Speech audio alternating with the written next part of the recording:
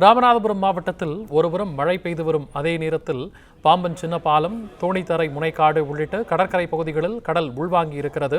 இதுகுறித்த மேலும் பல்வேறு தகவல்களோடு செய்தியாளர் பிரபுராவ் இணைப்பில் இருக்கிறார்.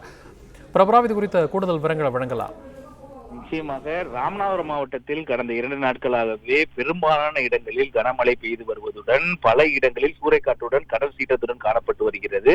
இருப்பினும் நேற்று இரவு முதல் ராமேஸ்வரம் அடுத்திருக்கக்கூடிய இந்த பாம்பன் தெற்கு மீன்பிடி துறைமுக பகுதிகள், குறிப்பாக முனைக்காடு, தோப்புவலசை, அதே போல சின்னப்பாலம் உள்ளிட்ட பகுதிகளில் வழக்கத்திற்கு மாறாக கடல் நீரானது சுமார் 100 மீட்டருக்கு மேல் உள்வாங்கி காணப்படுகிறது.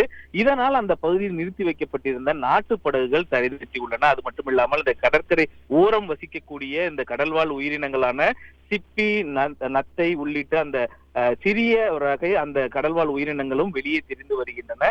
மீனவர்களை பொறுத்தளவு தெற்கு பகுதி கடல் பகுதி இவ்வாறு கடல் உள்வாங்கி காணப்படும் அதே நேரத்தில் வடக்கு பாக்ஜல சந்தி கடல் பகுதி வழக்கத்திற்கு மாறாக சீற்றமாக காணப்படுகிறது என்பதால் மீனவர்கள் மத்தியில் ஒரு குழப்பமான சூழ்நிலை ஏற்படுகிறது. குறிப்பாக கடந்த 3 நாட்களுக்கு மேலாகவே இந்த வடக்கு பகுதியான பாக் ஜலசந்தி பகுதியில் பாம்பன், ராமேஸ்வரம் உள்ளிட்ட பகுதிகளில் கடல் சீற்றத்துடன் காணப்பட்டு வரும் நிலையில் தற்போது இந்த கடல் உள்வாங்கியுள்ளது மீனவர்கள் மத்தியில் ஒரு குழப்பமான சூழ்நிலை ஏற்படுத்தியுள்ளது. இது குறித்து மண்டபத்தில் இருக்கக்கூடிய கடல்சார் விஞ்ஞானிகளிடம் கேட்கும் போது மழை காலங்களில் நீரோட்டம் மாறுதல் காரணமாகவும் அதே நேரத்தில் வேறொரு பக்கம் கடல் சீற்றமாக இருப்பதால் அதற்கு எதிர்ப்புறமாக இருக்கக்கூடிய திசையில் காற்றின் மாறுபாடு காரணமாக கடல் உள்வாங்கி இருக்கலாம் எனவும், இதனால் மீனவர்கள் யாரும் அச்சப்பட தேவையில்லை எனவும், கடலில் எந்த விதமான மாறுதலும் ஏற்படவில்லை எனவும் தெரிவித்துள்ளனர். இந்நிலையில் இந்த பகுதியில் பெய்து வரும் கனமழை காரணமாக தாழ்வான இடங்களில் பல்வேறு இடங்களில் மழைநீர் தேங்கியுள்ளது. அதனை அப்புறப்படுத்துவதற்காக மாவட்ட நிர்வாகம் சார்பில் பல்வேறு நடவடிக்கைகள் எடுக்கப்பட்டு வருகிறது.